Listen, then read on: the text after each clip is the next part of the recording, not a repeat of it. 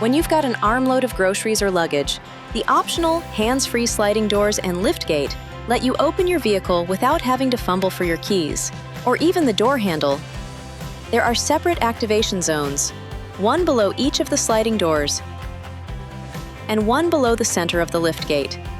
If equipped with the trailer tow package, you'll find the liftgate's hands-free activation zones on the left and right sides of the receiver.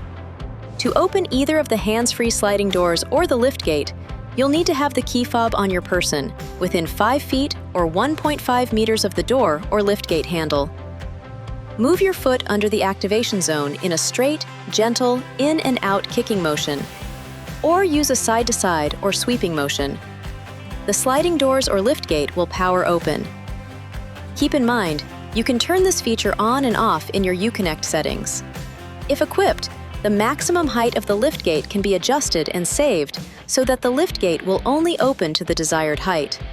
To set a desired height, first open the liftgate fully, then manually pull down on the liftgate to the desired height.